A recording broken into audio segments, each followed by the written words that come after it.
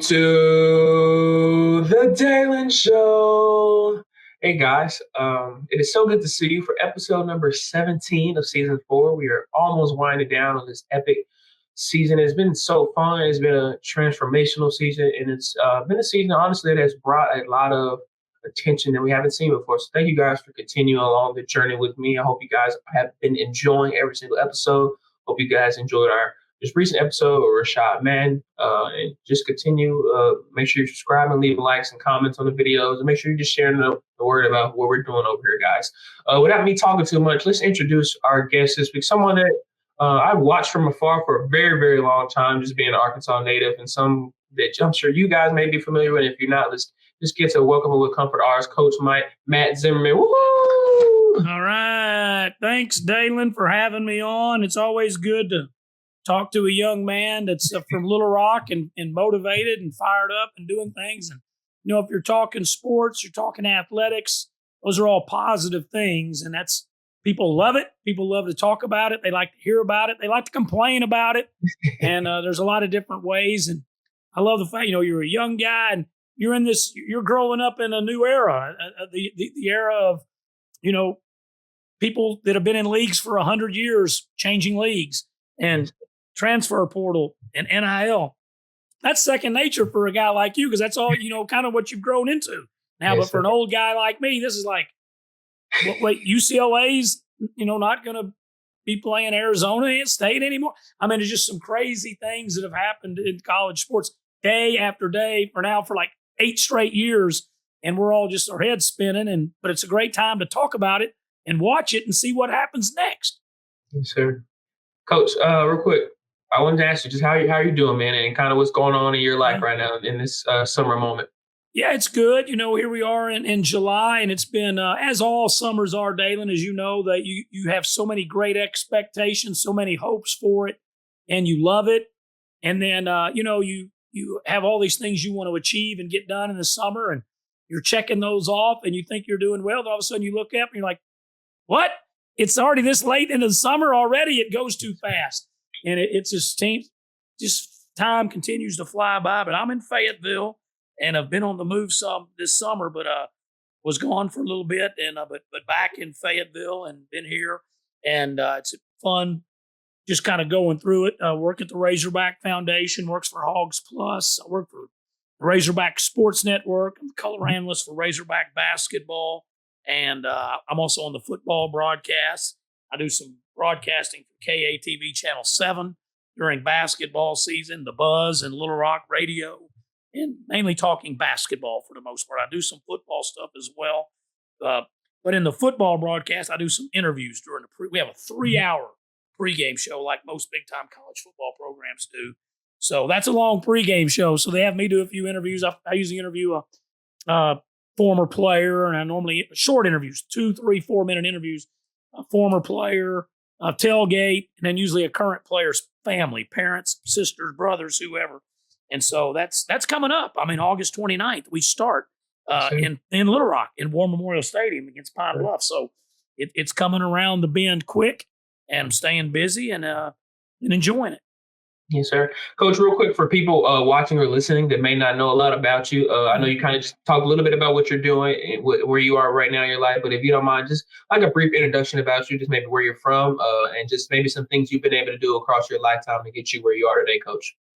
Okay, yeah, I live here in Fayetteville, and I grew up in St. Vincent, Arkansas. My dad was a career Army, and my mom, they grew up in St. Vincent, which is 10 miles north of Morrilton. And so when my dad retired out of the Army, we settled back in St. Vincent, Morrilton area. I went to Wonderview schools, played in the state championship game there, lost to JoJo Goldsmith and Byron Stewart at Stamps High School, beat us in the Class A state championship game, 1985. And then came to Arkansas in 86, wanted to walk on for Nolan Richardson, wanted to walk on for Eddie Sutton. And Eddie Sutton left before my senior year of high school.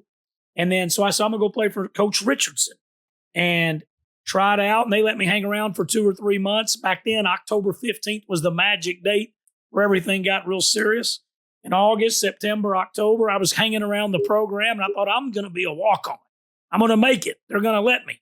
And the day before October 15th, a guy named Mike Anderson and a guy named Scott Edgar, they were assistants. They said, hey, we want you to be a manager. Well, I was from a little school. We didn't even have managers. I didn't want to be a manager. I thought that was an insult. So I said, I'll just go to Arkansas Tech, or I'll go to CBC in Conway, or I'll go try to play at Henderson State. I had all these thoughts in my mind. But after a few days, I said, I don't want to leave Fayetteville. I don't want to leave the Razorbacks. So I went and I became a student manager. And I worked for Coach Richardson the rest of my college career, Wayne Stellick, Mike Anderson. And then I went in the Army for 5 years, active duty. And then I coached high school basketball in the Arkansas River Valley. And then Mike Anderson got the job at UAB, and he offered me a job at UAB as an assistant coach. And I went down there, and we had a phenomenal 4 years, highlighted by beating number 1 seed Kentucky and Tubby Smith in the NCAA tournament. We went to the Sweet 16. We had great teams at UAB. Arkansas should have hired Mike Anderson then, but they didn't. And he went and had great success at UAB. Then we got the job. He got the job at Missouri. And our first or second year, I think our very first year, we got to beat Arkansas at home, beat the brakes off of them. And that was a special feeling for me because I was an Arkansas alum. And then we stayed at Missouri for 5 years, had the best team Missouri's ever had, a 31-win team, won the Big 12 championship, got beat in the Final 8 to UConn. And then he got the Arkansas job, and it was kind of full circle. I followed Coach back here, and then I was on the staff here for 8 years.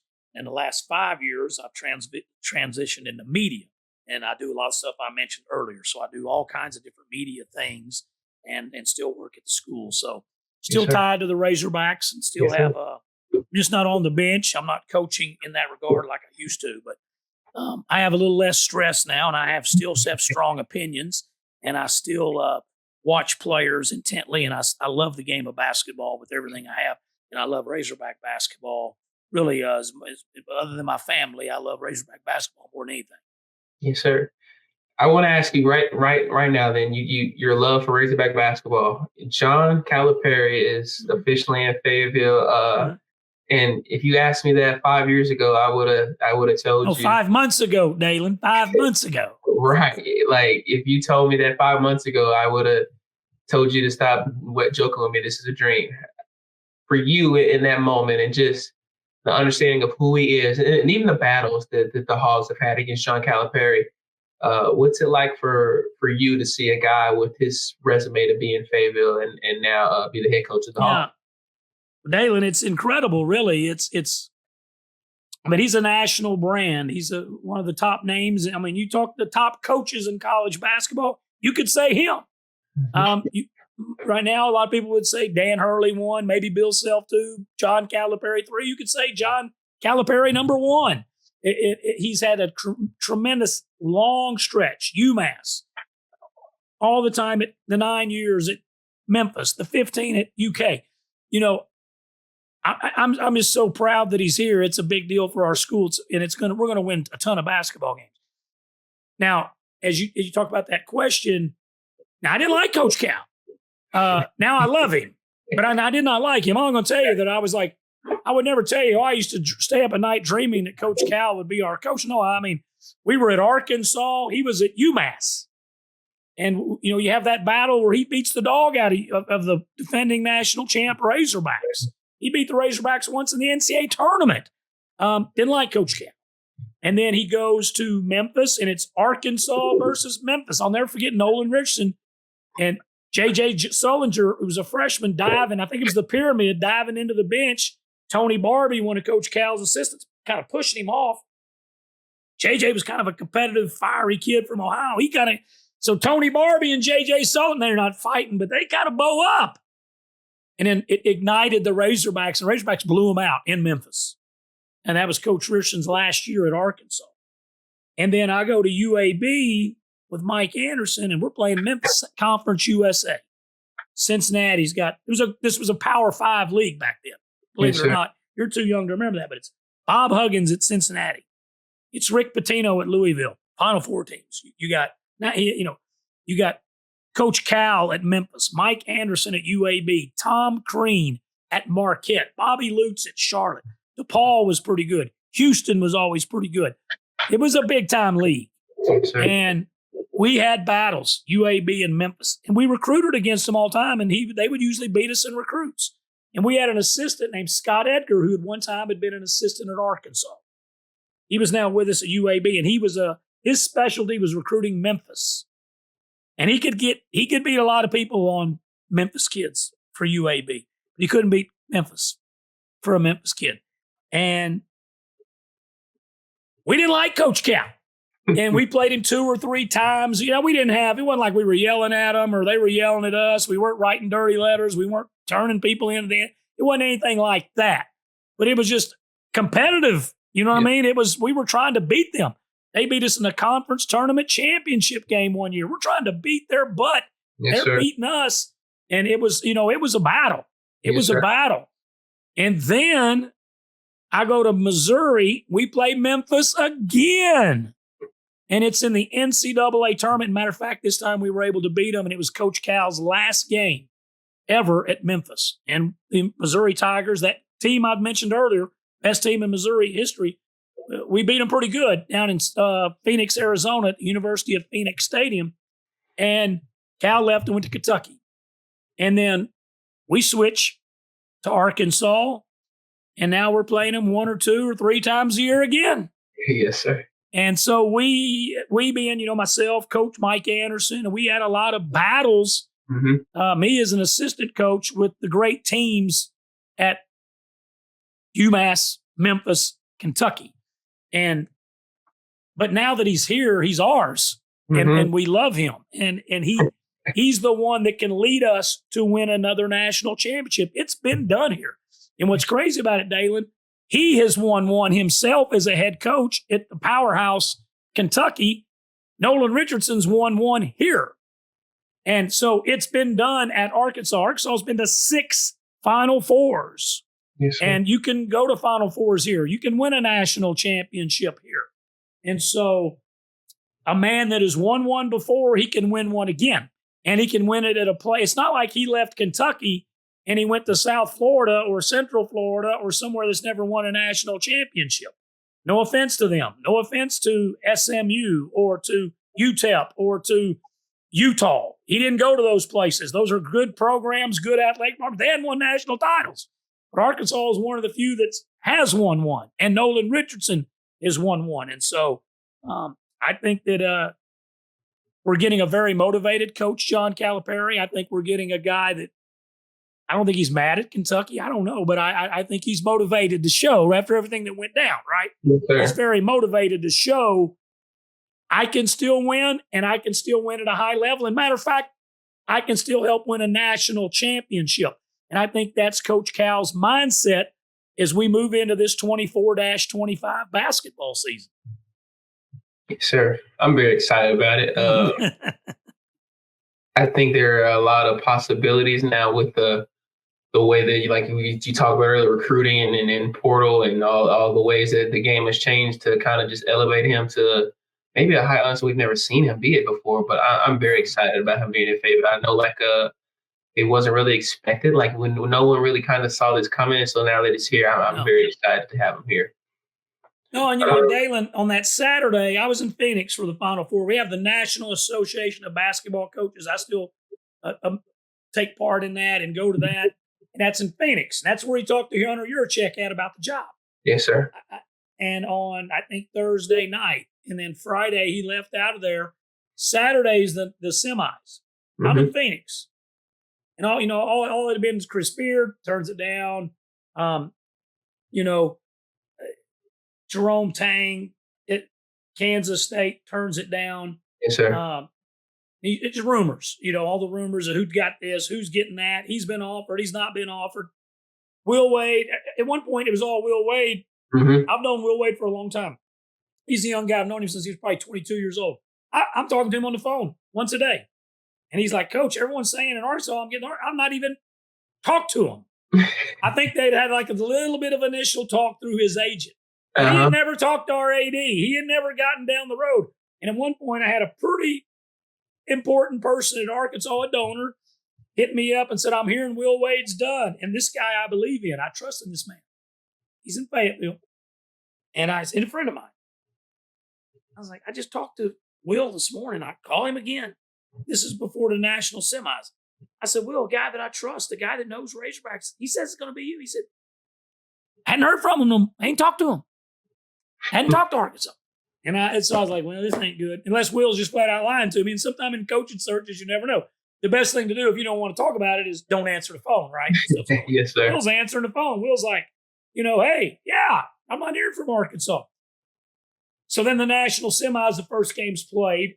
And then in between those two games, a national basketball writer who I've known for 20 years sends me a message and said, one of two things is happening. Arkansas is either circling back again, trying to get Chris Beard, who had turned it down the day before, loudly, or the day before, or it's going to be John Calipari. And as soon as I heard Coach Cal, I said, bingo, that's it. Bingo.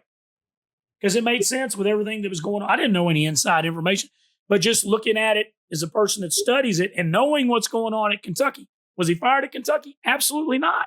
No. But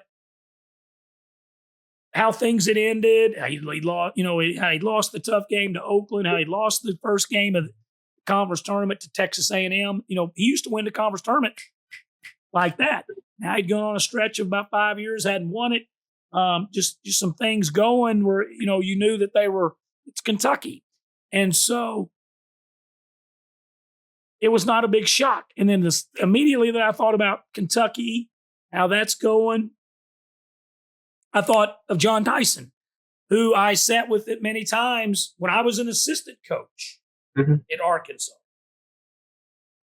And just hoping you get the support of all your fans and the John Tysons and all that, and he would support us. But you knew that, he had a love for Coach Cal. You'd see Coach Cal come to play us, the home team, the Razorbacks. You'd see him, shake hands. I've seen him hug before, have conversations right there on the side of the court. Boom, right there. Bud Walton Arena, Gucci Row. Boom, right there. So you knew there was this long relationship, Calipari-Tyson. So when I'm in between the two national semis, when I hear Arkansas is either circling back to Chris Beard or it's going to be John Calipari, I was like, boom. I believed it. And I knew that, and that national writer knew 24 hours or so probably before Wes Moore broke it, who's in Little Rock Real. But then I kept saying that, and later on that night, I was thinking it was making more and more sense. And I said, why don't you go with it? He said, I don't remember what it was. I've got 460,000 followers on Twitter. I'm talking about, this is what he said. 307, whatever it was. And he said, man, I got to be sure. I can't put it out there. And he said, this don't happen. You're talking about Big Blue Nation. You're talking about a passionate fan base at Arkansas. He said, this is going to be electric if this happens. He goes, but I don't want to put that out there because I'm not getting anybody to confirm anything. Yes, sir. So he didn't run with it Saturday evening, Saturday night after the national semis, Saturday morning, Saturday afternoon. This buddy of mine, he never ran with it. And he's a real journalist. This is journalism, integrity. He's a real guy. And he's like, I just can't run with it. And then, it got out through Wes Moore. I don't know where he did his, but it was really good. It was really good for Arkansas. It was really good. You get one of the best in the country, if not the best, to come lead your program. And I think we'll have him 10 or 12. And I tell that to people as I speak around Arkansas daily, and they're like, Coach, are you nuts? Are you crazy? But I'm also the guy that when Coach Musselman got here, people that knew him, NBA people, said, hey, he's going to be there 2 or 3 years. He's going to be gone. I said, well, no, he'll be here longer than that. No, he'll be here 2 or 3 years. I said, no. Eric Musselman's never had a job like Arkansas, where you got this fan base, 20,000 people in an arena, passionate fans, pretty good money, good finances, a big-time program. You are the king. Head football, head basketball, head baseball coach at Arkansas, you're the king. He's never been the king like he is going to be here. He's not going to leave after 2 years. And he never got close to leaving until boom. He just when he jumped to USC after 5 years. So now I never thought Coach Musselman was going to be here 15 or 20 years, but I thought he would be here a good stretch, and he ended up being 5. Yes, A lot of people in the basketball business did not think Eric Musselman will be here 5. But Coach Cal, people think he's going to be here 5. But he's only 65, and he's energized, he's motivated, and he is very, very determined, I think, to join that class of coaches.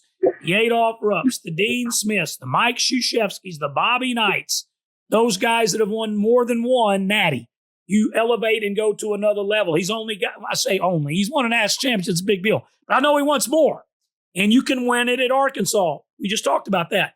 So I think he's here 10, 12. Now, if he wins the national championship in 2025, is he going to be here another 10 years? Maybe not. He may be feeling pretty good. He may leave in a couple years after that and go enjoy life. But I do think he's motivated.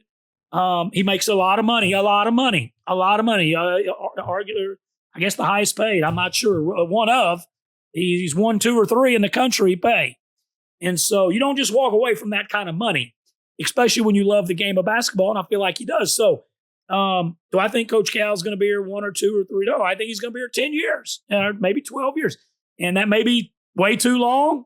And I'm not trying to put pressure on him by saying that. Shoot, right now, if you said, hey, you'll get him for 6 great years, I'd say I'd take it right now.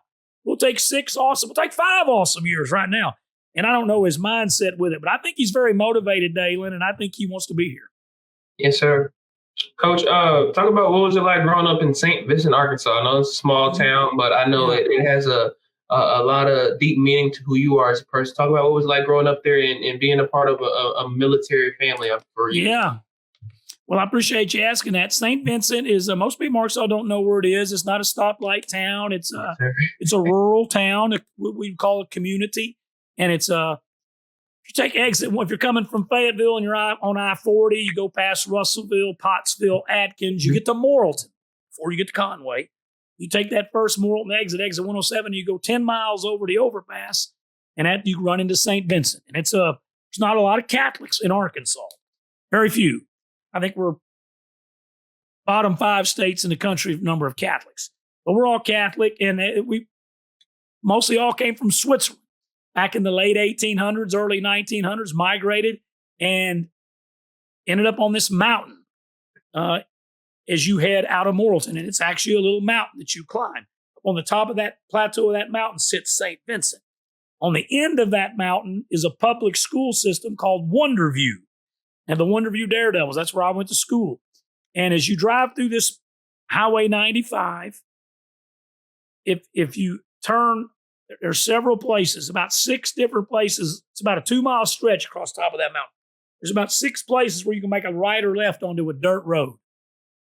If you turn right or left onto a dirt road, you go about a mile, and then you can make another turn on a dirt road, and then it all connects back. It's like big squares, mile-long squares. And there's houses all back on those dirt roads. Wow. And it's a really neat area, community, and the kids that live down below the mountain, they live in little communities called Jerusalem and Cleveland, and back towards Morrilton, a little community called Hattieville.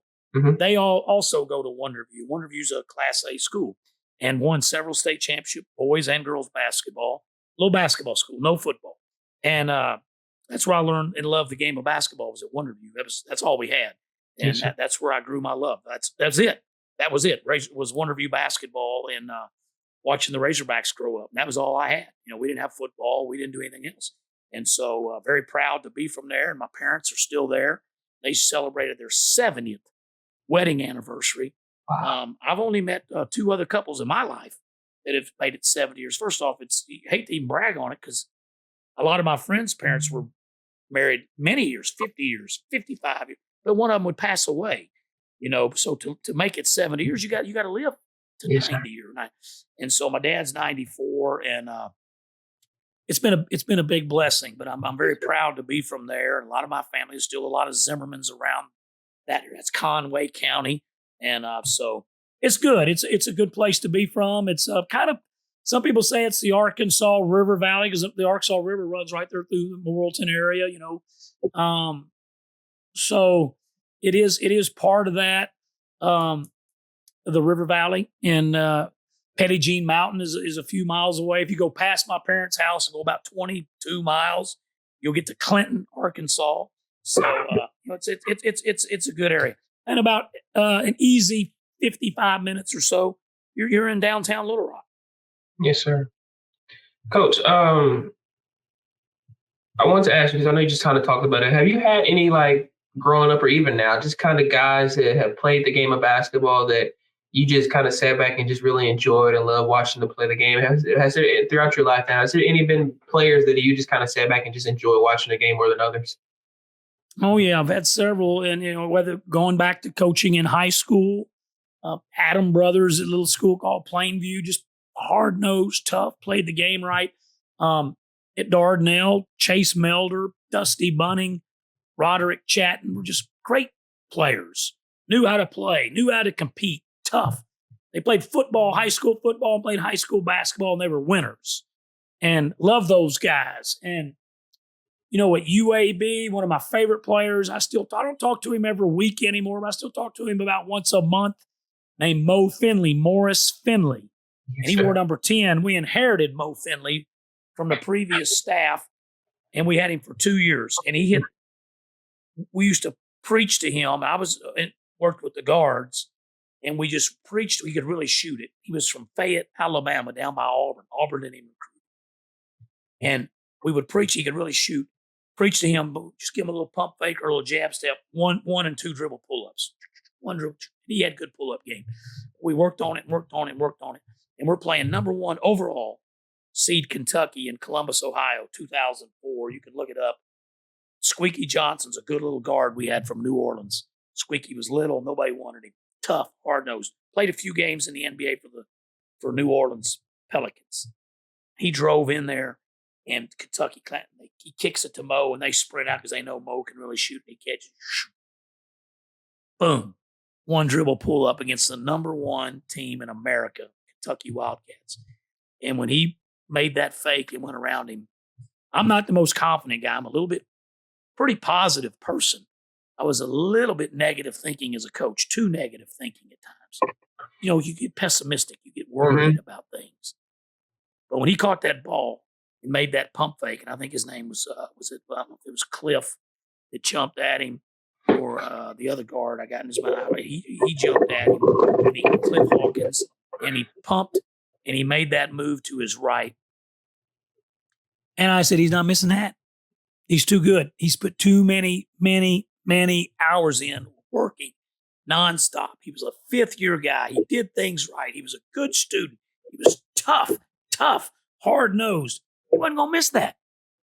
Nothing against Kentucky. This kid wasn't going to miss that. Boom, drilled it. And we got to stop, and we beat the number 1 seed in the country. And I remember Leslie Visser and was interviewing Coach Anderson on the floor after the game. And Coach Anderson brought up David. Coach Anderson was very religious. And a lot of, very Christian people always bring up David and Goliath, especially when you're UAB playing number 1 seed Kentucky. And he said, David swung a mighty blow. And I'll always remember him talking about that. And we won that game. We lost to Kansas. Bill Self was at Kansas. Young Bill Self. And we lost to KU 04 Sweet 16 in St. Louis. Another kid that we had at Missouri was Coach Anderson's nephew, ended up being a first-round draft pick named Damare Carroll. Yes, sir. And Damare had long dreads and was a tough 6'7". We called him. The fans called him the junkyard dog, and he was mean and tough and hard nosed. He was one of Coach Anderson has a big family. It was his sister, one of his sisters, Cynthia. It was her son, and his dad, Ed Carroll, was a good player at Samford University, which is in Birmingham. And so this guy had a lot of genes for this success. And then he grew up with basketball because of his uncle Mike. Yes, and sir. He was tremendous for us at Missouri. And that team in Missouri that went to the Final 8 and won the Big 12 and had a great season, he was dominant. He was an All-American at Missouri, and he played the game the right way. And then at Arkansas, I'm not going to say my favorites, but to answer your question about that, the guys that played it the right way was some underrated guys like Kiko Hadar, who was a 5'8" walk-on I had a feeling you were going to say that. Yeah, I just wanted to bet 5'8", should never have been there. Had no athletic ability, but he never made a mistake with the ball. He was an incredible ball handler. He was a really good, tough, hard-nosed defensive player. He's a medical doctor now. Mm-hmm. Yes, sir. He was a cerebral player. He was calm, didn't miss free throws, and if the ball was on the floor, he was gonna do everything to get it. Yes, and he was one of those guys that you loved him because he was like Bobby Portis was this way. Bobby Portis, yes, sir. No, sir. Mm-hmm. Very respectful. Then when you walked out on that court, Bobby Portis's, Kiko Hadar's, they turned into an animal. They weren't dirty. They were just an animal. They were going to play like a dog with rabies. They were going to fight you, claw you, and outfight you and dive on the floor. They were going to try to take your knees out. Mm-hmm. They were going to dive. And they were going to fight. And they were going to compete. Bobby's one of my all-time favorite players. It's an easy one. He just did things the right way. Every day, he would stay after practice. A lot of guys may stay for 10 minutes, get them a little more extra sweat in, extra shot. He'd stay 45 minutes to an hour every single day. Both years he was at Arkansas, devoted, never missed practice, never got hurt. He was one of my favorites for sure. Jalen Barford, hard-nosed, tough. Sure. Jackson, Tennessee. TJ Cleveland found him, recruited him hard. Coach Anderson and I went and saw him a couple times. TJ closed that deal, did a great job getting him. This was a sought-after JUCO All-American. Hard-nosed, tough, and a great player. Played the game the right way. Yes, sir. And we just had so many guys like that. Moses Kingsley, Yes, sir. Played it the right way, did what you asked him to do. Adrio Bailey, you asked him to do something a certain way. Adrio would sacrifice to do what you asked him to do. And so, even Kai Madden, who you had on your show, Dalen, we tried to recruit him in Missouri, didn't get him. He was at East Poinsett County, and he goes to Arkansas. Can't blame him. Arkansas kid. Well, Coach Pelfrey, unfortunately, got let go. Mm-hmm. So we're coming here, and there's these rumors. Hunter Mickelson's going to get out of it. Devontae Abrams going to get out of it. B.J. Young's going to get out. They're all going to get out of it. We had to recruit them. We had to talk them into coming. And those guys all came. And Kai came and was a good player for 4 years. Very underrated player. Mm-hmm. But we would lose some close games at the end. You were too young to remember this, but we'd lose at Georgia on a Saturday in double overtime. Kai would have a couple chances to make the play to win it. Couldn't do it. Dribble it around, fumble it away, miss a shot, take a tough shot. And so our fans never appreciated Kai's fourth year, 14-15. We were second best team in the league. We went 13-5. Yes, sir. Kentucky went 18-0. We went through the conference tournament, made the conference tournament championship game. Kai Madden was basically the point guard. And he got us to the conference championship game. We lost to Kentucky.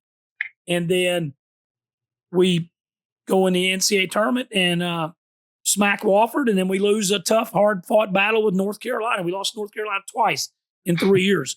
Yes, we never got much luck on draws. We never got a good seed. We always got seeded worse than we were. And that's just, you can't complain about it. That's just a fact. But, and at the time, we didn't moan. Coach Anderson never grown. But now, 10, 12 years, I can complain about it. We shouldn't have been seeded that bad. We shouldn't have had to play a 1 seed and 2 seed in the second game. But that's life, and you have to go overcome things. Kai Madden was a very good player here. A very underrated player in Arkansas. Yes, sir. Shout out to Moses. Had Moses on a few years ago. Oh, you did? Incredible guy, and truly one of my favorite players ever. And Kiko, who I keep in touch with, always been kind of me. I just had a feeling you're going to say that. Kiko, like you said, he just he gave like 200% at all times, and I think that's what I kind of attracted to watching Kiko. Like Kiko, like you said, he was an undersized guy, didn't have a lot of muscle or anything on him, but he just kind of gave a lot more effort than a lot of people. And that's what made Kiko stand out. So I love that you kind of said Kiko Hadar, because people that don't know him, he was just a real grinder on the court. So I love that from you, Coach. What kind of persuaded you to? I know you talked about earlier you really wanted to play under Eddie Sutton, the late great Eddie Sutton, but he had left and Nolan Richardson come in. What persuaded you to kind of stay in your marks with going to Fayetteville and end up staying at Fayetteville? And as well, Talk about your process as being a manager under Nolan Richardson, a national championship head coach. What was it like being under him at your time in Fayetteville?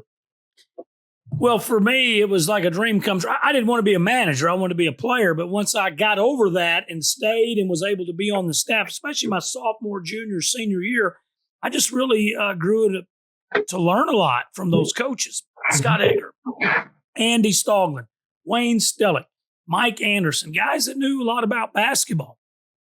And, of course, I was in awe of a lot of that because I was from rural Arkansas, and the Razorbacks, well, for me, were a television set.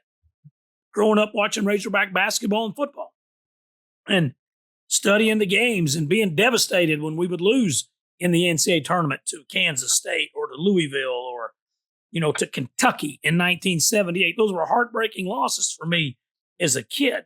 And so to actually be like walking into Barnhill, because I used to come to basketball camp. Mm-hmm. So back then it was a big deal. And camp started on Sunday. These weren't the camps now where you go for 2 or 3 hours a day. It was Sunday, and I wish they'd bring these back. Come in on Sunday, stay on Friday. Yes, sir. And then they moved it to Thursday. Then they moved it to Wednesday. And then all the college coaches were like, these dorms, there's too much can happen. There's too much liability. We're having to pay too much for insurance. And the overnight camps went away. I loved overnight basketball camps. These kids are missing out on great memories that you could have. Bring them in there on Sunday, keep them to Friday. That's a basketball camp. That's a tough, hard-nosed basketball camp. You go home exhausted. And going into Barnhill Arena and the smell, you know what, Dalen? The smell's there today. Going in there and walking in there and noticing everything. I walk in there now. First time I went there was 1981. I go in there 43 years later, it's the same doorknobs. It's the same door, this big door. It's the same, the way I look up in the ceiling, they've got better lights and stuff, but the old light fixtures are still there and still the same cement walls. And it's history, and that's Razorback history, and it's Razorback basketball history. And so, when I was there working for Nolan Richardson, it was a big deal to me. Like I said, I didn't want to be a manager, but when I got over that and got over the pride level of that, I couldn't believe some of the things that I was getting to do. Getting on the bus with the team, because your freshman year, you don't get to travel much. Go to the conference tournament, NCAA tournament. That's it. But just getting on the team bus and getting to go to Little Rock, because we played 2 or 3 games in Little Rock back then, not one. And we play in Pine Bluff every year. And I was like, whoa. I remember getting on the little small planes to fly to Paragould and to fly to West Memphis for red-white games.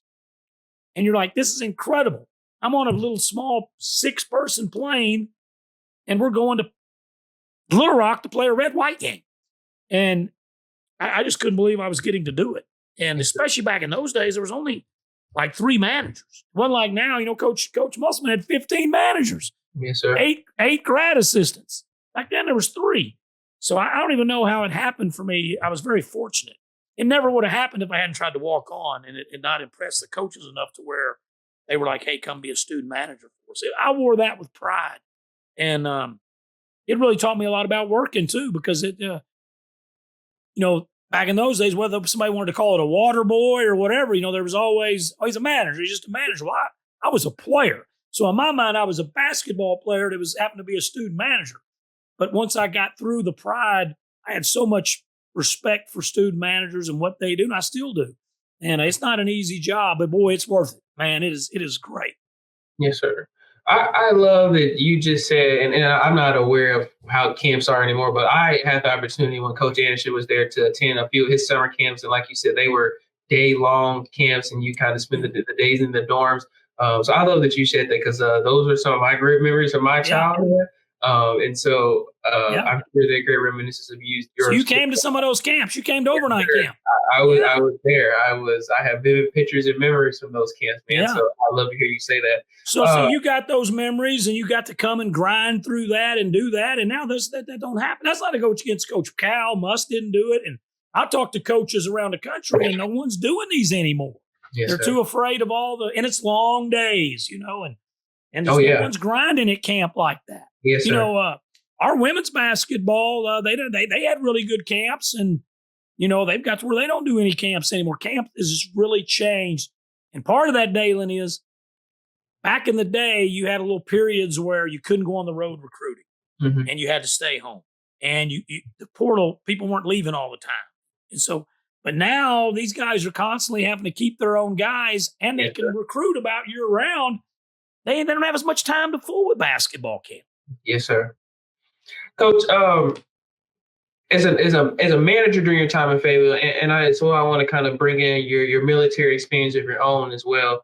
How did that kind of prep you to be as you got the chance to be a head coach at the high school level for a few years? How did that kind of prep you to kind of be a head coach for the first time? Yeah, well, the military helped me a lot because not to gross anybody out, but like I remember being in the 1st Infantry Division and we're in the Mojave Desert, and we would take water in a washcloth and wash ourselves. And I went 18 days one time without running water on your head, without a shower. You know, you're cleaning with water and towels, and you go through hardships. And then all of a sudden, when you're coaching high school or coaching college, you start realizing, you know what, this isn't so bad. I went through a lot tougher than this when I was laying in that foxhole, or when I was, we were sweating in a nuclear, biological, and chemical suit, and we were hot, and you didn't have air conditioning, or you wasn't getting a shower, or you're having to go on these long road marches. Now, I was coaching high school basketball back in Arkansas. It was I'm not going to say it was easy, but it was easier than what I'd been doing. Yes, sir. And so it did help me. I was probably a little hard on those kids, especially at Plainview. Plainview's a little small school between Russellville, Dardanelle, and Hot Springs, very rural, right beside Lake Nimrod. And Plainview's now consolidated, been consolidated for years, probably 15 years, with Ola and Bush Valley and the Casa, and they all consolidated. Now they're called Two Rivers School District. But back then it was Plainview.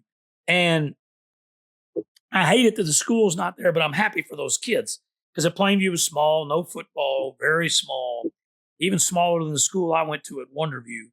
But now they have a band and they have football and all those schools consolidated and they have more classes offered and they've got a bigger pool of teachers. So it was probably good in the long run for those young people. But it did. I kind of ran it militarily when I got there. I didn't want to, take any lip. But you could do that in the 90s. You could get on a kid. I didn't cuss them.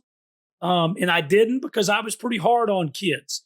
And so I wanted to make sure that I didn't ever cuss because, if you're kind of wild and then a parent's like, well, did he say any cuss words? And the kid could yeah, he said several, then it looks like you're out of control. Yes, sir. And so I never cussed. And the time I was at Plainview, 4 years, I never said one cuss word. Not one. And then I went to Dardanelle, and I think in 5 years at Dardanelle, I think I said one cuss word. Mm-hmm. And I just was careful because I was high strung. Does that make sense? And because I was high strung, I didn't, because you're going to make people unhappy coaching. And I don't know if I could go back to those days coaching. I don't even know if I can go back to college coaching because now I work at a foundation. I do all my media stuff. I'm more into pleasing and happy, right? Whereas coming out of the military, I was about coaching and I'm not trying, I want your kid to love it. I want your kid to have an awesome experience. And I hope mom and dad appreciate me and we have a great relationship. But if dad or mom get mad, I got to coach the team like I think's best. I'm going to treat their kid with utter respect and treat them good and try to push them to their potential. But if their young man is the 11th best player and they're the 6th person coming off the bench, that's it. And if dad or mom get mad, I understand it. It's part of it. I got you.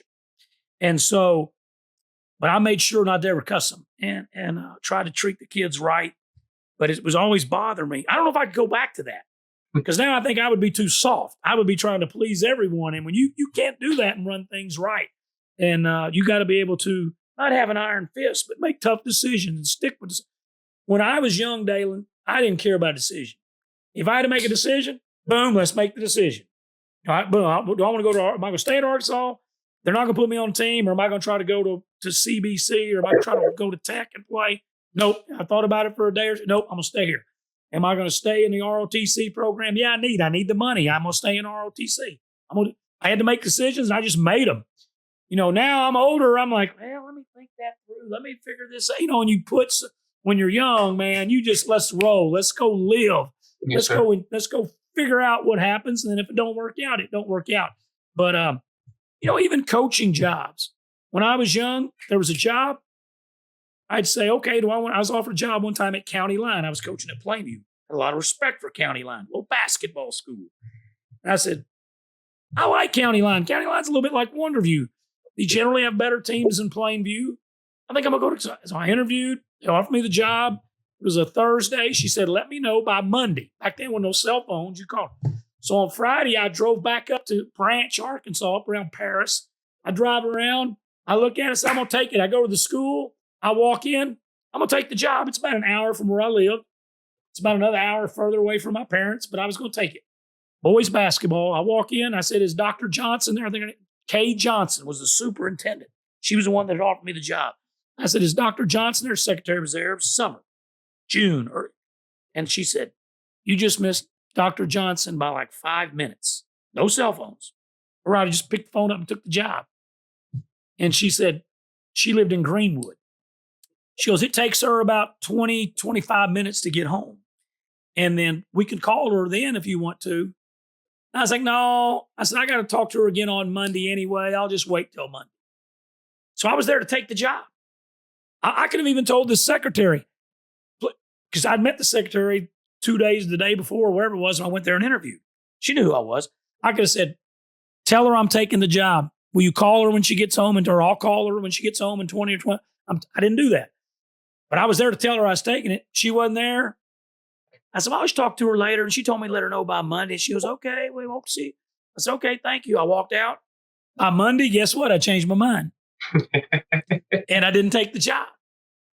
And then, I don't know if it was that same year. I think it was the very same year. Maybe a few weeks later, I took the job at Dardanelle. So, you just don't know how things work out. But I would make decisions quick now. I'm much more slow, much more methodical, think all this stuff out. So I do think there's some good in youth, man, just making decisions and going to live and enjoying it.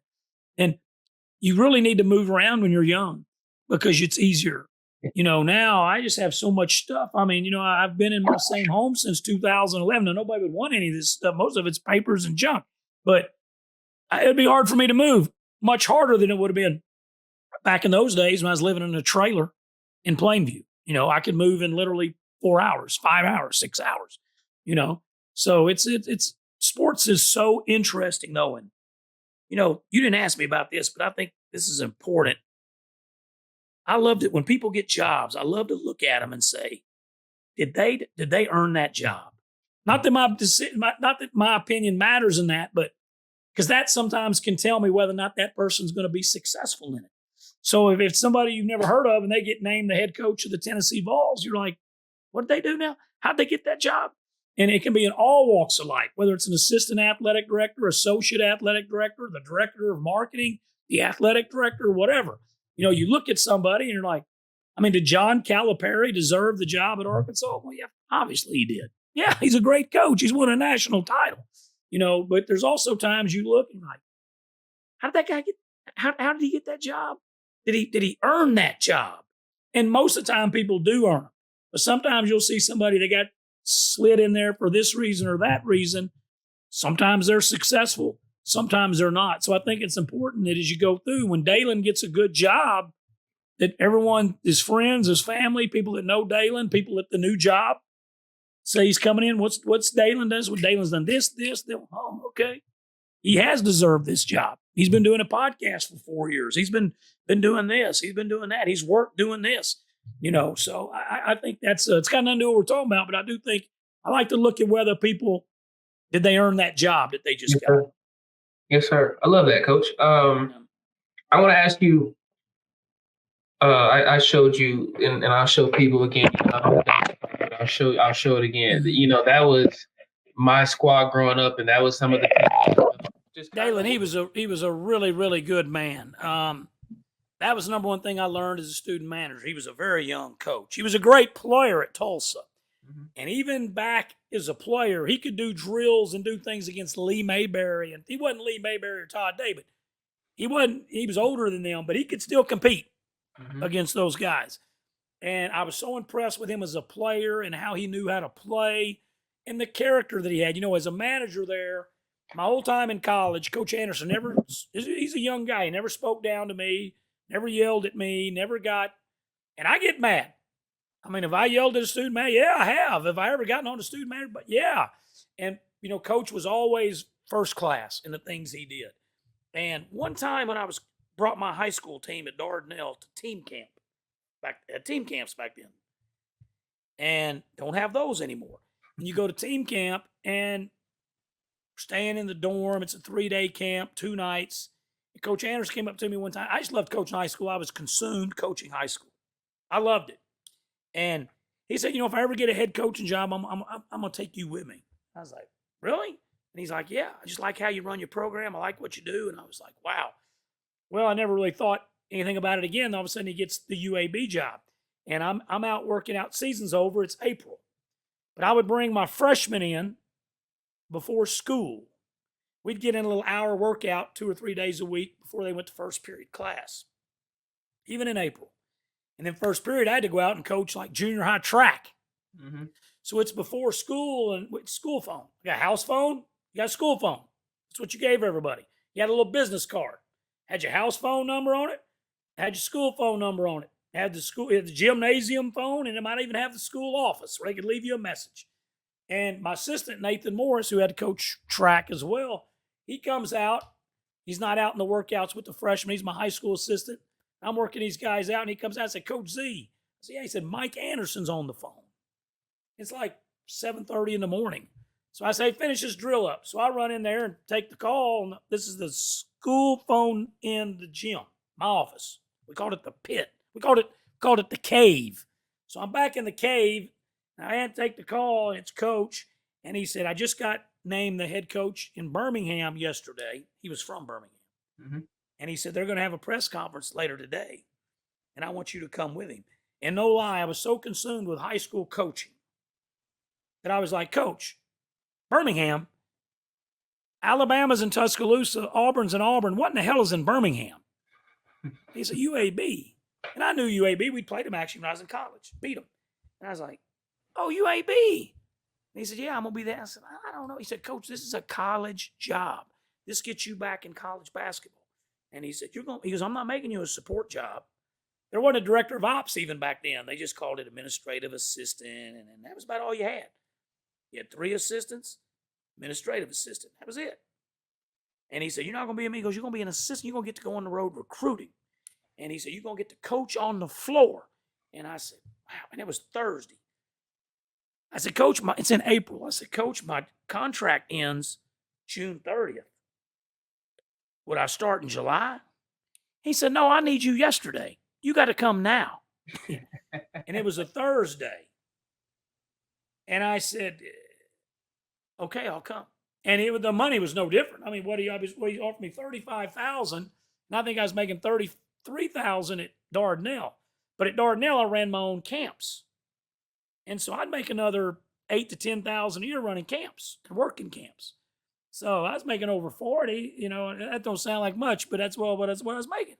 And he offered me $35,000 and a cell phone and a dealer car. And he said, you'll make a little money at camp. He said, it's in the city. I don't know how much camp we'll be able to do. Well, we end up having great camps. But I went there for $35,000, and I said, on a phone conversation, I said, I'll come. And I said, but I got to talk to my AD, and I got to talk to my principal and my soup. So I go to my AD, and he was great. And he said, we don't want to lose you, but that's an incredible opportunity. And they all knew who Coach Anderson was. He'd been with Razorbacks 17 years. And so he had a good reputation. And then I went to the principal, and she was an academic lady, but very good to me, Marcy Lawrence. And she goes, Coach, we hate to lose you, but we understand. I said, Miss Lawrence, my contract's till July 30th. And she sat down, and she brought in the assistant principal. I'd never used a sick day in 5 years. And she goes, Coach, you can use sick days out, and we'll still pay you till June 30th. We'll just get a sub. How about that? That's probably how much they was wanting to get rid of me. And and then I drive over to the superintendent's office, John Thompson, who just retired from Dardanelle about 2 years ago. And I went to the soup's office and told him. And he said, he was the more put. He goes, you sure you don't want to stay? That's a big deal. And I said, yeah, I want to do it. I said, you know what? No offense to Dardanelle. Dardanelle's been great to me. And I had a good team coming back. I thought a really good team coming back. I said, I think that if I go there and don't succeed, I can always come back and get a Dardanelle. Maybe not Dardanelle. There may be somebody here, but a job like this, I think I can come back. And he said, well, you love your, and I had a little house. I had a house that I thought Dalen was $1 million home. It cost me $86,000 and it had a swimming pool. And I thought it was literally $1 million home. That's how much I love that home. It was a very cheap home. And they said, you love your home. You like hosting. You have your team over there all the time swimming. I said, I know. And that was on a Thursday. And I called, they made an announcement on the PA for all the basketball players, 9th through 12th, to come to the gym. In the middle school, they announced the basketball players, which was walking distance, 7th and 8th grade basketball players to come to the gym.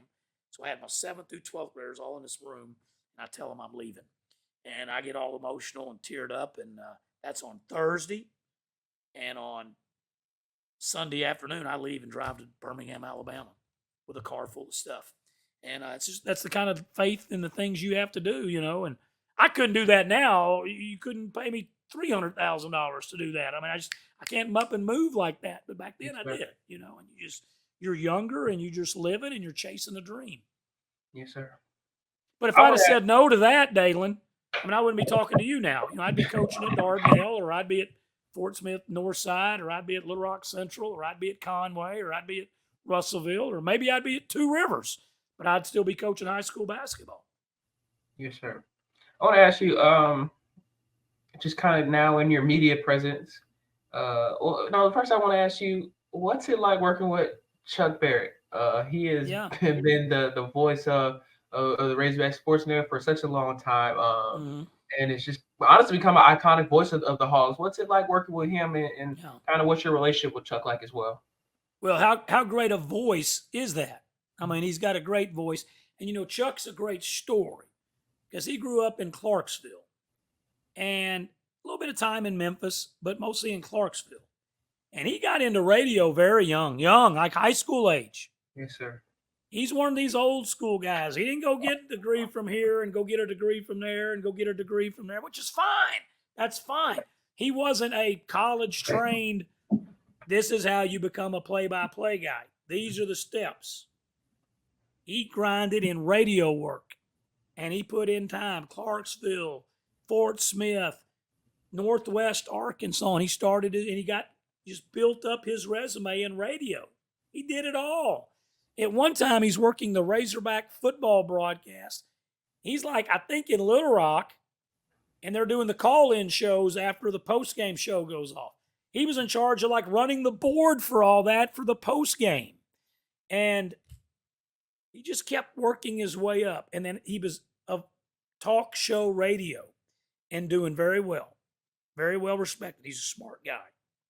And Chuck gets the job as the voice of Razorback baseball. Paul Ills, the late and great Paul Ills, was the voice of Razorback football. Okay? And basketball was Mike Nail, who's still alive, great play-by-play, and Rick Schaefer was the color analyst. That's the two that called the national championship game. Paul Ills was the voice of the Razorbacks. Touchdown, Arkansas.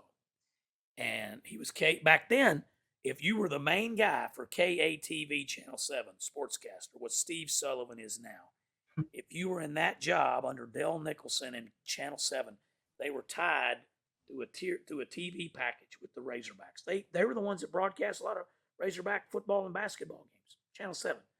So their main sportscaster was the voice. Mm-hmm. So Paul Ills came from Vanderbilt, and he became the voice of the Razorbacks. And Mike Neal was doing basketball for years. He wasn't going anywhere. Chuck gets the big break of becoming baseball's play-by-play guy. When I was a kid, we never listened to a Razorback baseball game on the radio. I never listened to one. They weren't on the radio. They weren't. Yes, sir. But Razorback baseball was growing, and the attendance was picking up, and the interest in it was growing. And so now radio affiliates, because the Razorback football at one time, I think, had 58 radio affiliates. Less now, but still a lot. Basketball, same way. Less now, but I think at one time they'd gotten, almost 60 radio affiliates around the state. And so that's how a lot of people were listening. 60's a lot. And they're going through all this, and Chuck's calling baseball, and baseball's growing. It's the Norm DeBryan era. It's turning into the Dave Van Horn era, and he does that for 22 years. And people started associating a lot of Razorback baseball with Chuck Barrett.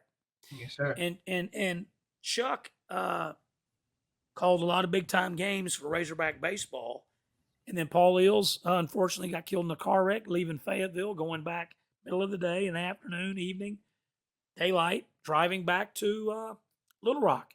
And he got killed after a golf tournament. He got killed around Russellville. Very sad.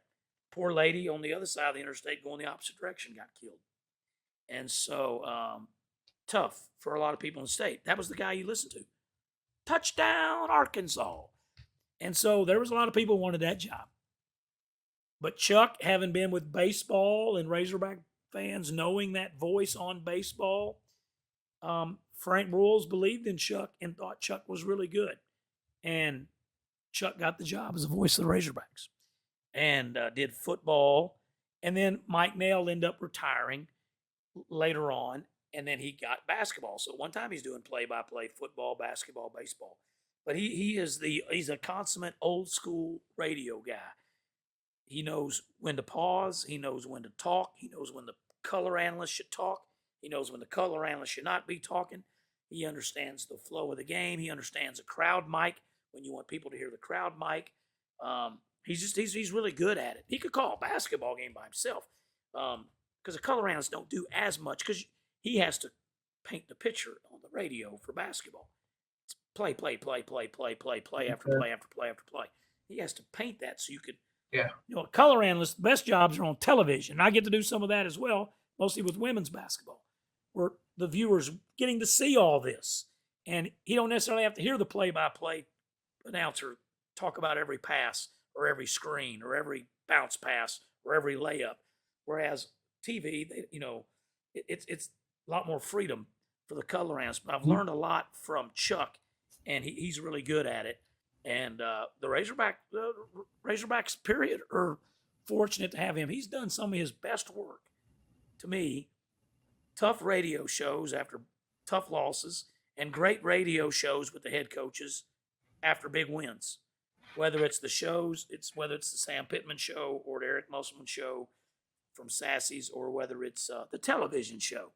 And as you know, TV shows used to be recorded the day after, Sundays, for years. All the way back to Lou Holtz, Ken Hatfield. Yes, sir. Danny Ford. They did those shows on Sunday. After they'd calmed down a little bit.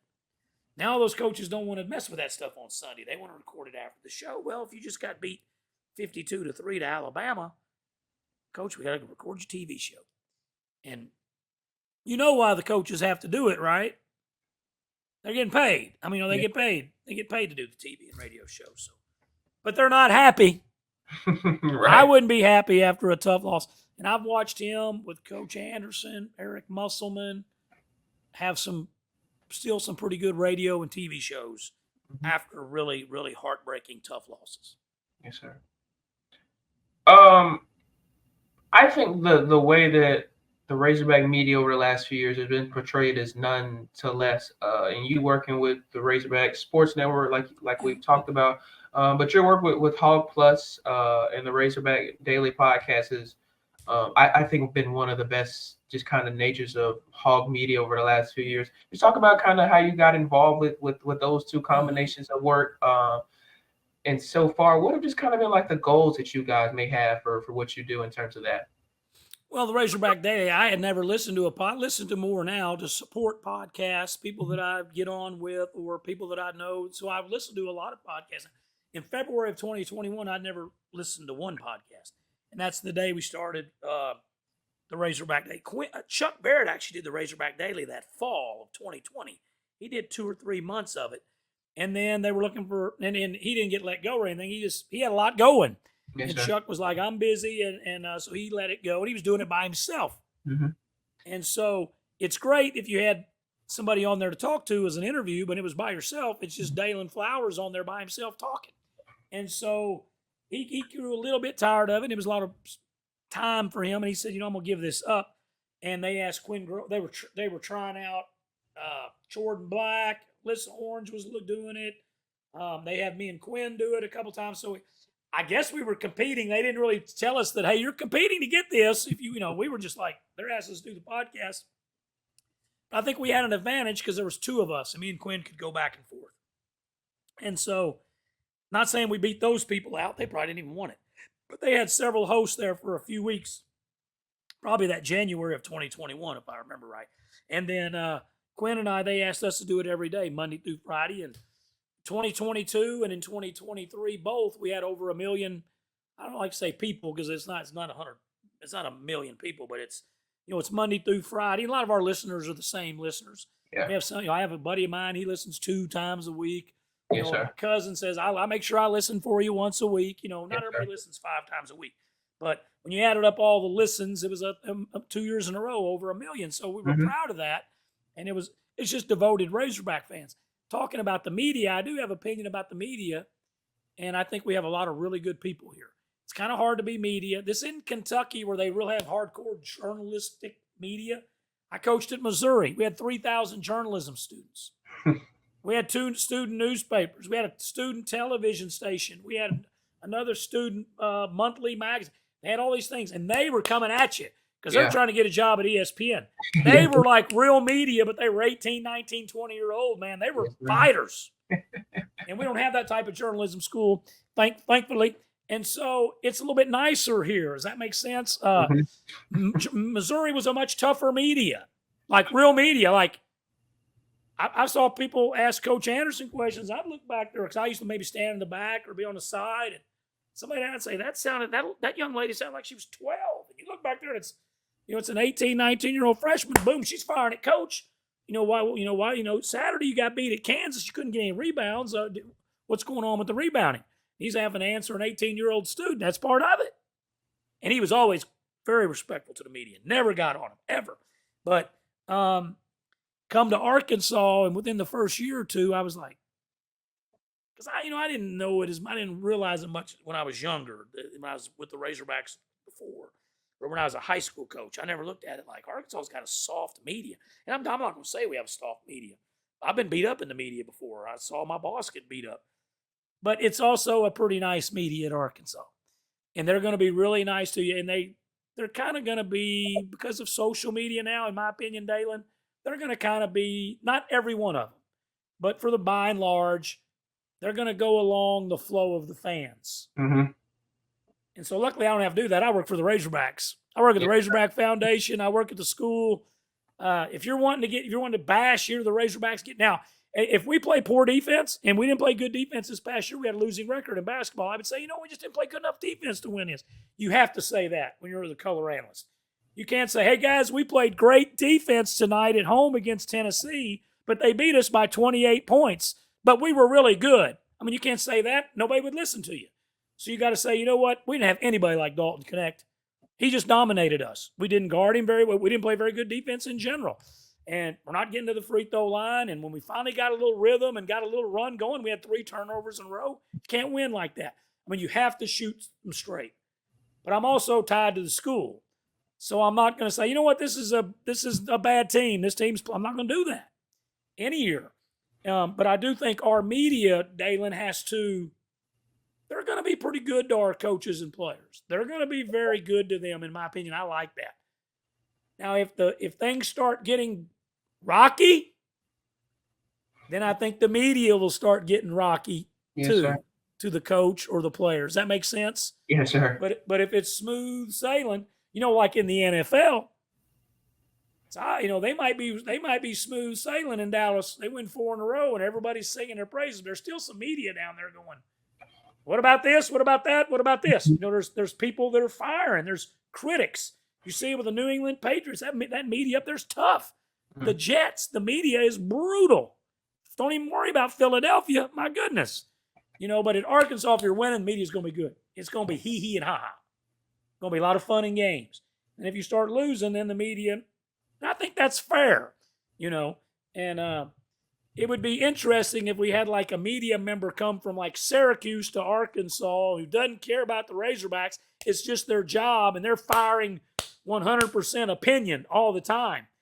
Would they be beloved and people think this young man or young woman, whether it's TV or radio, or are they saying this young person is awesome? Or would they be like, get this person out of here? This is my Razorbacks. We just beat Pine Bluff. Yes, And sir. and that media person saying something negative about it. So it's really interesting, I think, to watch our media and what they say. Yes, sir. I know we don't have too much time left, but there's two questions that I want to ask you. And first is, if you could have dinner with 5 people, dead or alive, who would they be and why? Man. You know, obviously you would love to have dinner with Jesus Christ. Just talk about everything he went through. I love that answer. And the experiences that he had.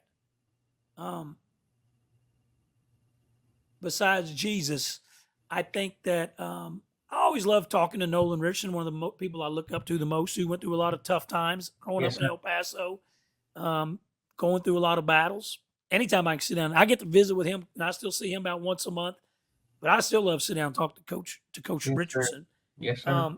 I would love to talk about. I'd love to sit down and talk to Eddie Sutton, because Arkansas was down. Lanny Van Eman had some pretty talented teams and was not a bad coach here. Yes, sir. But it wasn't what Eddie Sutton brought it to. Yes, Coach, sir. how did you do that? How'd you come from Creighton? At one time, he was a high school coach in Tulsa. Just pick his brain and listen to him. So that's 3. And then I'm not a big politics guy, but I was, as a young person, you always kind of looked to John F. Kennedy, who was a very important American. And I had a lot of respect for John F. Kennedy. I don't know if he'd be, but maybe, because he died so young. And and then another one I think would be, that's such a great question. Probably somebody off the wall, like maybe the commissioner of the now defunct Pac-12, and just say, what were you thinking when you decided to I know you didn't think it was a very good offer from USC. I mean, from ESPN. Mm-hmm. But why would you not take anything ESPN offers you? Yeah. And you would survive. And maybe you lose a team or two, but go get San Diego State, go get Gonzaga, go get somebody, go get Nevada, go get somebody, go get UNLV, and you would survive. But I don't want to pick on him like that. It's not all his fault. There were so many things. But I guess then I would take the 5th one. Along those lines, I would probably go with. I would probably have to say Greg Sankey, and just to be able to talk to him. That's a pretty good one. I love that, Coach. Thank you. I love the Greg Sankey too. That's someone that has been through a lot of the different wars of what an SEC is, and so I love that answer, honestly. And Coach, I want to ask you. Well, actually, I want to ask you this real quick before I ask you my last question. You work now with the Razorback Foundation. Just talk about kind of how you got involved with that, and so far, what's your work with that program been like so far? Yeah, so the foundation is the fundraising arm of the Razorbacks, and when we got let go in late March, Coach Anderson got let go in late March. I tried to stay, and I got to hang around for about a month. And Coach Muss was going to bring all his people, and I wasn't going to get to stay. And I really wanted to be an assistant again, and wasn't going to get to stay. But my parents were older, and they're 2 hours away in St. Vincent. And before I'd up and move, I'd moved to, like I said, I decided on one phone call to go to Birmingham, Alabama. I'd moved to Missouri, and one phone call from Birmingham, I'd moved. Nothing in my soul told me you got to move. Yes, sir. When we got let go, everything about me was like, how do I get to stay? And I wasn't going to get, so it had to be through basketball. But I wasn't going to get to stay with basketball. After I found that out, that was the day we got fired, or the day Coach Anderson got fired, was a really tough day. He was a great man. And he's still not thought of well enough here. In 8 years here, Dalen, he had the 3rd most wins in the SEC. Yes, sir. Now, if you ask our fans, he was awful. Yes, sir. But number 1 was Kentucky, John Calipari. Number 2 was Florida. Now, Tennessee passed us, I think, just SEC wins over 8 years. I think Tennessee passed us, or they passed us for total wins, and we had more SEC wins. But us and Tennessee were 3-4 right there. And when he got let go. But I understood. That's why I wasn't mad at the Razorbacks. I was sad for Coach. Because let me tell you, a man had been here 25 years. He followed his hero, Nolan Richardson here. He was devastated at getting fired. He was crushed. And a lot of people here crushed him. And, that was very difficult. But in my mind, I knew why. I understood. At Arkansas, you can't be here 8 years and get beat in the second round to North Carolina. Then the next year, get beat to Butler. Then the next year, not go to the NIT. And then the next year after that, go back to the NCAA tournament, but lose in the first round. Or go back to the NCAA tournament, get beat by North Carolina again. You had to make a run. Yes, sir. And really, Eric Musselman did not win throughout the season any more than Coach did, but he was great in March. Yes, sir. And his first year was not really good, and his fifth year was really bad. But you're talking about Final Eight, Sweet 16. That's awesome. Yes, sir. And a great job. And so I understood when it happened that we've been here 8 years and we hadn't gotten past the round of 32. This is the Arkansas Razorbacks. This school's been to 6 Final Fours. This school's won a national championship. I didn't think we was going to get fired. Hunter had only been here like 16 or 17 months. So I thought we at least had another year. I wasn't even really worried about it. And Coach was pretty well liked generally. But and a great man.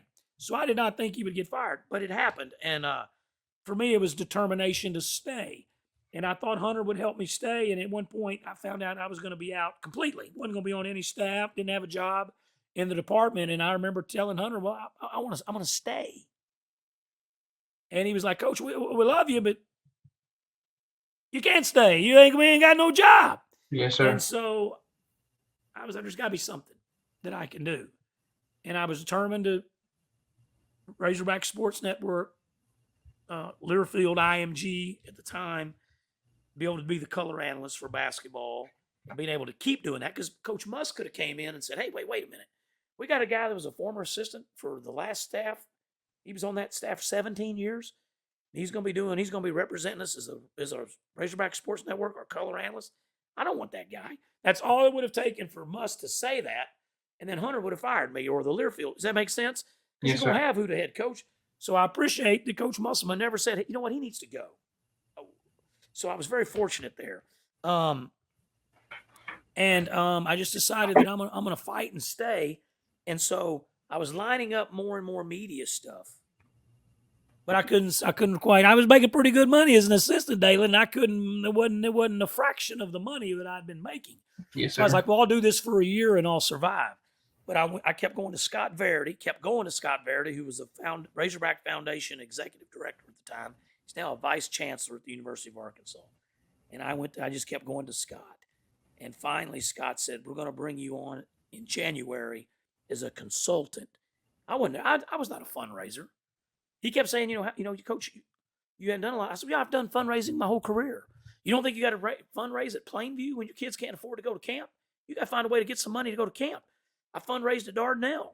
I fundraised at UAB. Now, I wasn't the one having to sit down with a gift agreement with a donor and saying, here's what we're asking you to do. So I didn't have to do that, but I did a lot of going to the Plainview Superette and asking the owner of the Superette, can I get $500 this year to help me run my program? Can I get $300? I remember a farmer in Plainview used to give me $300 every year. He'd give me 3 $100 bills, help your kids out. So that was fundraising. But I'm not a natural born. That's not what I grew up wanting to do. I grew up wanting to coach. Yes, but sir. Finally, Scott Verity said, we're going to start you in January. We're going to pay you $2,000 a month as a consultant. And I said, I'll take it. And I was making some money with my media stuff. Mm-hmm. And that's how I started at the foundation. And I'm not the world's greatest fundraiser, but I'm a good representative of the Razorbacks, and I'm good at talking to our donors, and I'm good at talking to people about the Razorbacks. I would prefer one of my colleagues that I work with at the foundation. I want me and them and myself and you to sit down as a donor and let's pump you up about the Razorbacks, how much we need you. But I want them to be the one to say, Dalen, we need $5,000 from you really soon, or I don't really want to say, Dalen, we got to have 5,000, but I will do it, and I've had to do it, and I do it. But so that's what allowed me to take my media stuff and then my foundation, and they've been good to me and have helped me. obviously, in making more money now and being a full-time staff get person there. And so I can take all that and combine it and make a living. I love that. I'm so happy that you were able to stay in Fayetteville and kind of just continue being a part of the school that you grew up and went to college and fell in love with at a young age and still love. So I love to hear that, Coach. That really makes me Thank happy. you. And I want to ask you my final question. It's like it's two questions in one. But the first is if you could give any advice to people watching or listening about anything in life that you've just kind of learned throughout your lifetime, what advice would you give to people watching or listening? Maybe to just kind of help them get through their day or a tough time. What advice would you Yeah. give to them? And secondly, I'm big on legacy, and I love just kind of doing things in the manner that I always want to be talked about and remembered for. So Yeah. when people hear the name Matt Zimmerman, what's kind of just the legacy you always want to be remembered for? When people talk about you and you hear your name, what do you want people to always remember who you were as a person? Okay. Well, on the things that advice, I try not to wear young people out because I like to talk. So sometimes you just want to hit them. Then I have to make sure. Like I have 9, all my nephews and nieces and great nephews and nieces. I'm always trying to preach to them, and then I know I gotta shut up. I gotta stop. But I think that it's kids today, young people today, young workers today. Hey, half the battle's showing up. When you don't want to go to something, go show up. When you really don't want to go to this wedding, and it's not your brother, but it's somebody that you've known for 28 years, go to the wedding. If it's a funeral, you're like, man, I don't know if I want to take a day off and drive 2.5 hours to go. You can't go to every funeral. You can't. But if it's somebody that's important to you or touched your life or been, and if it's 4 states away and you can't get there, sometimes you can't send flowers, send a note, call them. But if you can get there, drive and get there and do those type of little things. Half the battle's showing up, and it can help you in life and it makes you feel better. And I think that you can't take yourself too crazy serious either, because it's okay to be serious, but you got to enjoy life as well, and you can't just go through it. Now, there was times in my life I was grinding too much, and I would miss out on stuff because I was in the gym or I was on the road recruiting. And you got to recruit, you got to be in the gym, but sometimes you also have to do some other things too. Yes, sir. And another spin of advice I like is that I was not good at. I was a worrier, and I would get a little, not talking negative to players or projecting negative, but inside churning negative and thinking, we're going to go back in the day, to the Tad Pad, and we're not going to win there. We're going to. It's a Saturday. It's going to be sold out. I don't think we can win there. Yeah. And just worrying and making yourself think some negative things. If I could go back now, I'm not saying I'd walk around and say, well, we're going Thad Pad and we're going to kick their ass. You can mark that down. I wouldn't do that. That wasn't my nature. I could not do that. But you got to have a little more confidence. And there was times I was very confident, but there was times that I was not confident enough. And you have to have that. And it's a balance. And you have to respect every opponent. You got to respect all the coaches you go against. Respect Ole Miss's team, their program, their arena. But you got to think, you know what? We can go into the pavilion at Ole Miss and win. We can go in there. No offense to their donors whose name's on it now that I can't think of. But you got to think, hey, we can go in there and win. Yeah, absolutely. We can go in there and win. And I wish I could go back and have a little bit of that. I wish I could go back. And I don't mind being up at midnight watching a film or writing down notes about the next day's game. But I also wish at some point you're like, hey, I've watched tons of film. I've studied this. I've been over this scouting report a bunch of times. Hay's in the bar now. We got to go play. And let me go to sleep. Let me sleep good. There's no reason to worry. It don't do no good. Especially when you realize that a lot of your players aren't worrying near as much as you're worrying. So if I could go back, I wish I could take some of that worry off my heart that I put on myself for many, many, many years. Yes, sir. And then the other question, legacy. I don't really have a legacy. I just want to be thought of, for me, I am more than just the Razorback because I had my time in the Army. And I had my high school kids that I loved coaching. And I had my time. I loved at UAB and at Missouri. But I'm here now. And so this is hopefully my last spot. But I don't know that. Never say never. And, I just want to be remembered as someone who loved Razorbacks and loved Razorbacks. There's millions of people who love Razorbacks, but loved Razorback basketball, and it meant something to me, and that it was very important in my life. And So those are the things. Really no set legacy. It's neat being a part of something that's way bigger. And you know what else, Dalen, that I've learned at a place like Arkansas, Ole Miss, the same way. When you're coaching here, you think, well, I'm really important, and they're going to be hurting when I'm gone from here. No, place like Arkansas, it's so big. Coach Muss did a great job here. Boom, we replaced him. Boom, you got Coach Cal. And you know what? Someone's going to replace Coach Cal. Yes, sir. And Frank Broyles is not here anymore. And Eddie Sutton, rest in peace, is not here anymore. Nolan Richardson is not here anymore. In 1994, when they're cutting down the nets, you probably couldn't have thought of, hey, Coach Richardson is going to get fired there. Arkansas is going to move on from him. You'd be like, man, we don't want to do that. This is a national championship. We're cutting the nets down. There's been Stan Heath. There's been a little bit of Dana Altman for a day. Stan Heath, Dana Altman, John Pelfrey, Mike Anderson, Eric Musselman. We're now on our 6th coach that's had a press conference, because Coach Altman did have a press conference. We've had 6 press conferences naming a head coach since Nolan Richardson was here. Yes, sir. So everybody's replaced at this school. I don't care if you're the chief financial officer, if you're the athletic director, if you're the head coach who's winning, if you're the head soccer coach that's winning. This is a big-time place, and we hope everyone has great success and that they all go into the Hall of Honor and all that, but you're going to be replaced. It's going to happen, period. Yes, sir. Here's another one, Dalen. Here's another one for you. I was a lifelong college assistant, 17 years as a college assistant, 25 years coaching. Head coaches, every once in a while, especially high school coaches, retire much more. College head coaches very seldom get to retire, but I have been to some head coaches' retirement ceremonies in college. I've yet to this day ever been to one assistant coach's retirement party. They do not retire. They either get fired or let go or pushed out the door or something happens. I hadn't been to an assistant coach's retirement in college yet. Yes, sir.